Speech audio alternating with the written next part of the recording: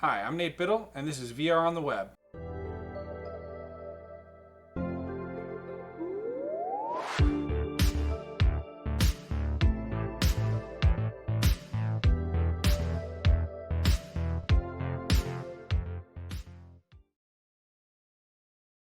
Hey guys, welcome back. Today is the first video in the new series on this channel that I call the Metaverse Update. So this is the Metaverse Update number 1.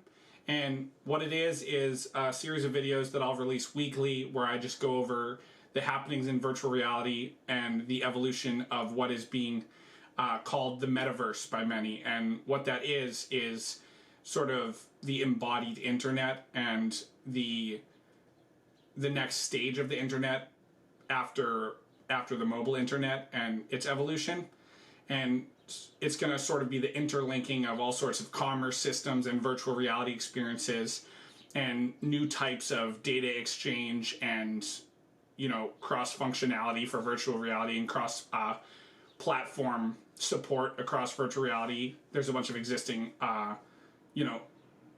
movements that are working to standardize those sorts of things. So that's what these videos are going to be about. And this first video, I just want to talk about a sort of podcast that I watched on the site The Verge, theverge.com. I think it is. I'll include a link down below. But the people from The Verge, they had a interview with Mark Zuckerberg where they talked about, a number of things, one of which was Facebook's idea of the metaverse and where Facebook is headed. And what Mark Zuckerberg thinks is that 5 years from now, in his words, if things go right, 5 years from now, Facebook will be considered a metaverse company rather than a social media company, because he sees social media sort of evolving into this and adding a sense of presence and space to people's interactions and experiences with the internet as it currently stands. If you think about, mobile technology and the way the internet currently is, a lot of it is kind of disconnected from a presence and spatial standpoint. And you sort of shrink your universe into, take a phone, for example. We shrink it into a bunch of different,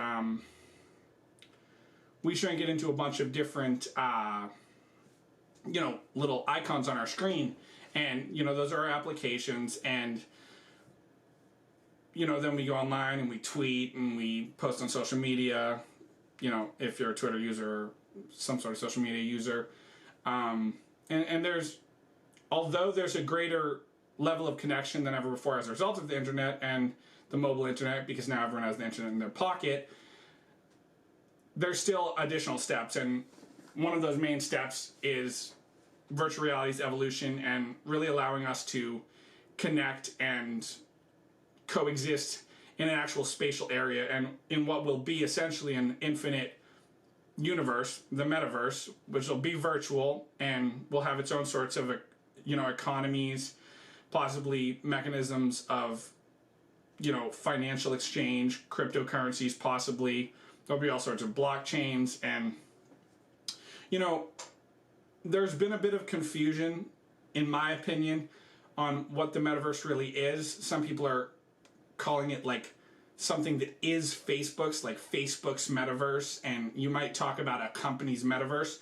But, ideally, for us to really have a metaverse, what we want is it not to be disconnected company to company. Because what that really does is number one, it opens up possibilities of monopolies, which, you may or may not be against. I'm not a huge fan myself.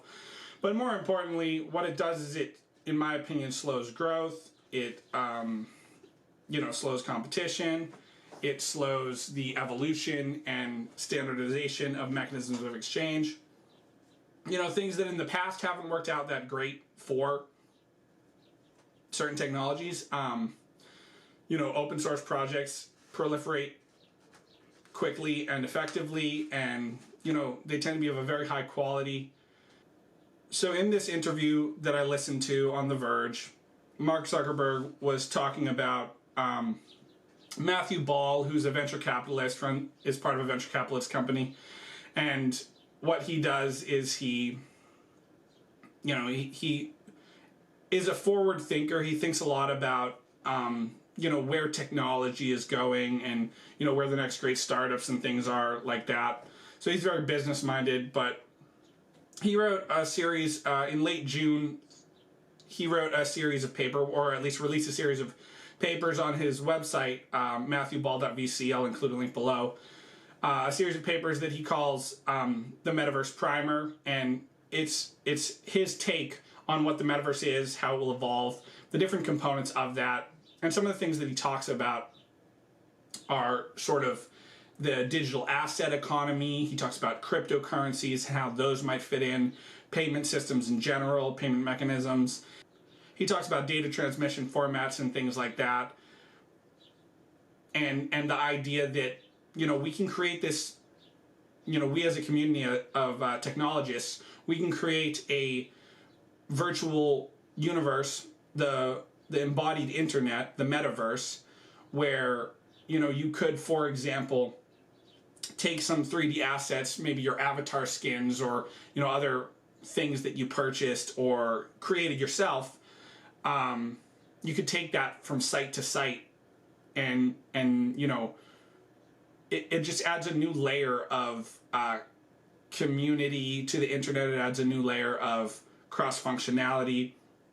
Potentially it increases value of some of these things like that, and it likely will fit in really well, I think, with cryptocurrency and blockchain and things like that. There's already some social media sites on blockchains like Hive and Steemit, which is Hive before the great Hive migration that occurred, I don't remember, 2019 or something along those lines, after Justin Sun from Tron bought out a controlling stake of the Steemit, of Ned Scott's Steemit Corporation, and in turn the underlying Steem cryptocurrency assets. But anyway, that's a bit of a tangent. But there are already social media sites built on blockchains, and I think that as far as the growth of the metaverse and what is decided upon for the payment mechanisms within that metaverse, it might end up just being US dollars, but that might limit people, from legal standpoints and possibly from functionality standpoints. And cryptocurrencies are new takes on currencies a lot of the time. So the ideas underlying a given currency might seem more flattering to people, or might seem more useful or appropriate within the metaverse or within any virtual setting. And the metaverse is going to span across all industries. You'll have virtual experiences for family get-togethers, maybe travel, tourism, things like that. Virtual reality is great for educational purposes. Some emerging virtual reality experiences are sports and fitness experiences. There are great work tools, for example, infinite browser windows and tabs. So I have a bunch of monitors for my computer, but if you have an infinite browser where you can just have 20 different windows open, that can mean a lot of saved time. And additionally, as Mark Zuckerberg points out in the interview, having those multiple windows open is akin to having a bunch of papers and a blackboard and a bunch of people talking to you at a given time, in the way that it allows you to have a wider scope of vision and field of vision for a given idea or problem you're trying to solve. And studies show that this can make you a better problem solver and can make all the difference in getting from A to B in something you're trying to achieve. So that'll be great.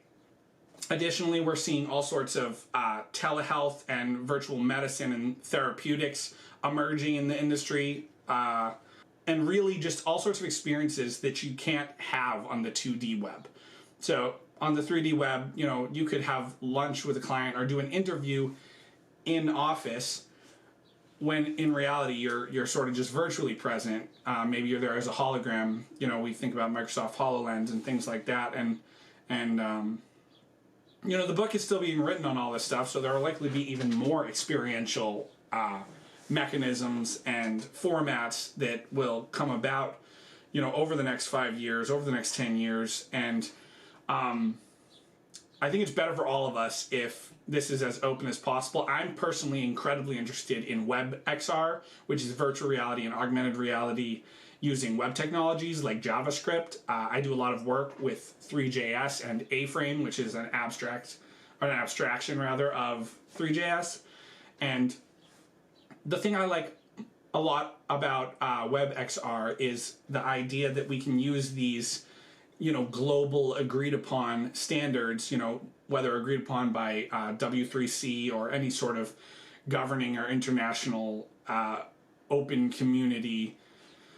Because if you have these agreed upon mechanisms for, you know, data transfer and, you know, language implementations and, you know, specific technology or concept implementations like for e-commerce or, you know, network transmission, then that allows you to create, well, first of all, you get a larger talent pool because you'll have people across the globe utilizing these technologies. So, you know, therefore, if you have a bunch of people working on a given thing, then it's going to evolve with a higher degree of efficacy because you're going to have those outliers in the larger pool and you'll have a larger number of them, therefore, and you'll also be more likely to find the greater outliers than you would in a sort of limited community size.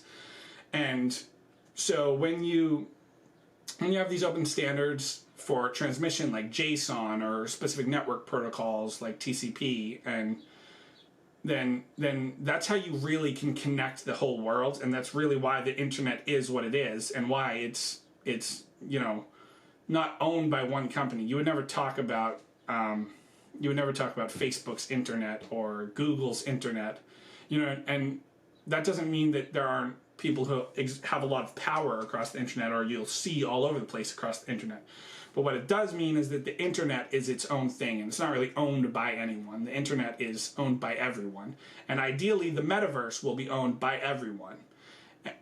So maybe it's JSON that's the data format that is used for transmission, or maybe it's something that allows people to have greater ownership, because JSON, for example, if you know, processing of 3D assets, for example, are occurring, you know, purely within JSON, then, you know, it might be hard to have ownership because someone could just, you know, copy that JSON and then they have the same 3D assets or things like that.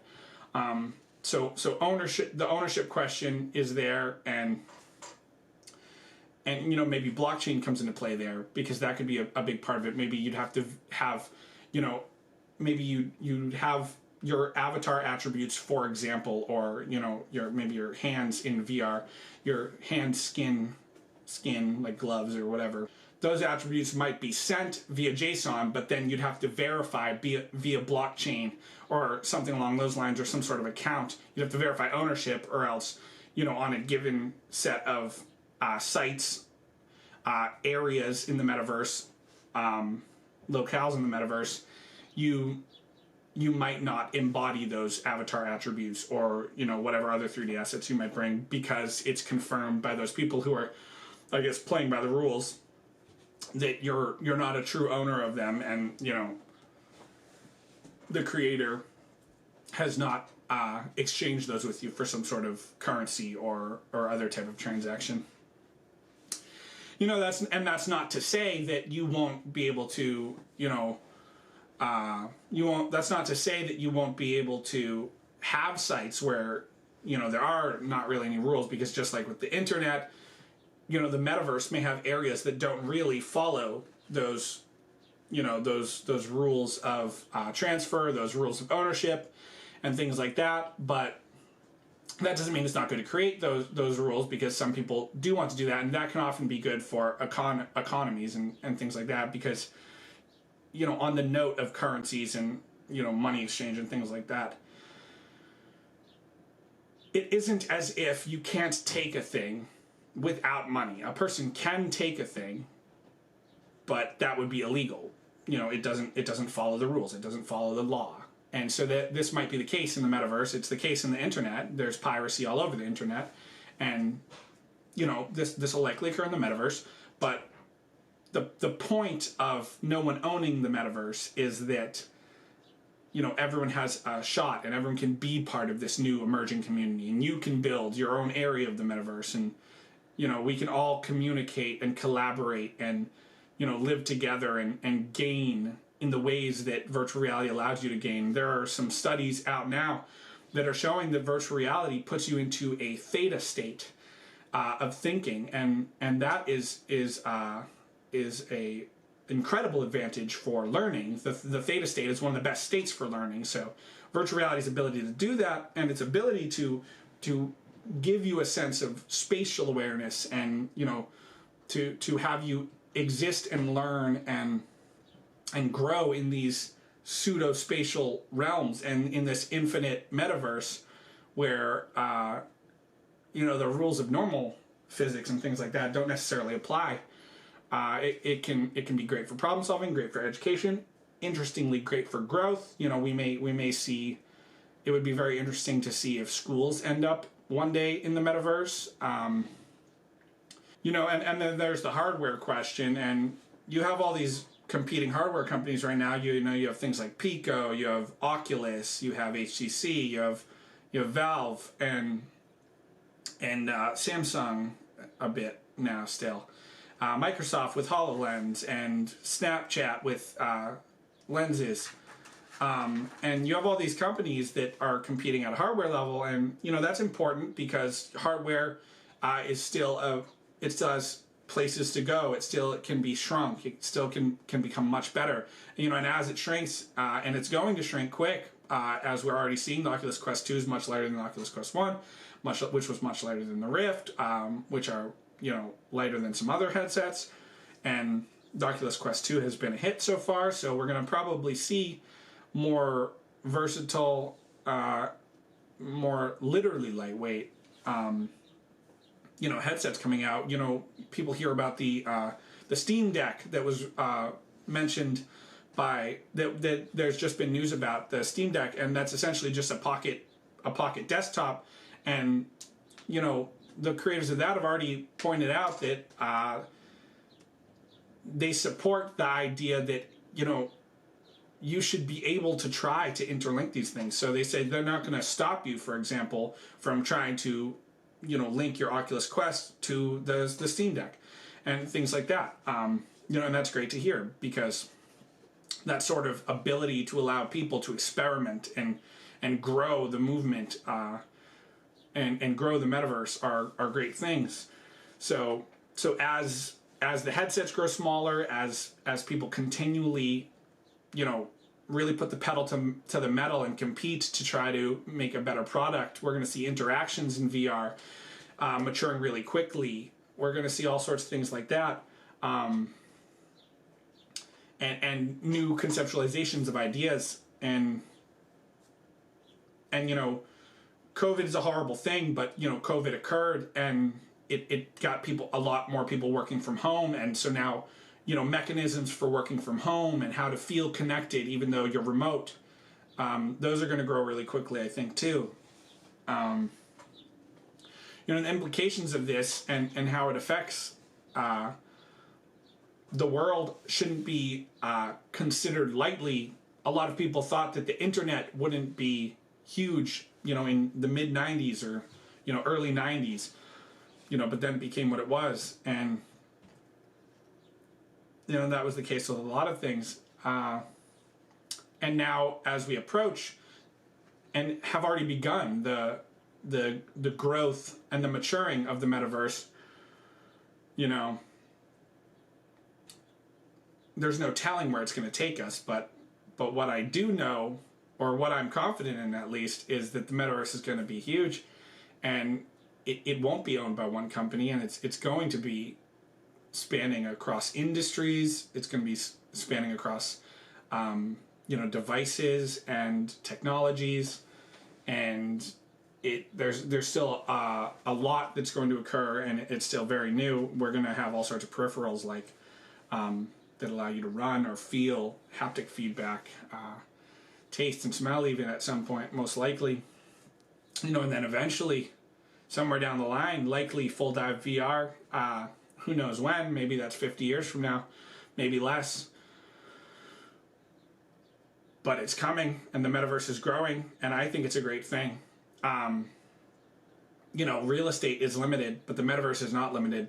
The finite land of the earth is limited. The universe, maybe it isn't, but the metaverse definitely isn't, and that can just grow infinitely. So it'll be really cool to see how that emerges.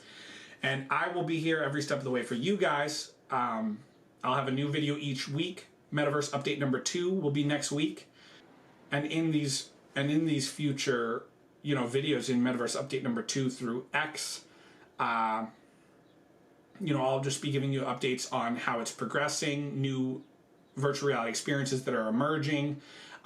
What I'll especially be focused on is things that expand the cross functionality of the internet. Web XR, you're going to get tons of information about from me. And really just the entirety of the growth of the metaverse and how that fits in with commerce, cryptocurrency, and things like that. And different large companies like Facebook, and the goal of an open, expanding, evolving metaverse. That'll be forefront of my mind, and the things that's the thing I'll be focused on in these updates for you. So if you do want to hear more, if you enjoyed this video, I'd really appreciate a like on it. If you haven't subscribed and you want to, I'd appreciate that also greatly. Thank you very much for tuning in, and I'll talk to you guys next time on Metaverse Update number 2. Thanks.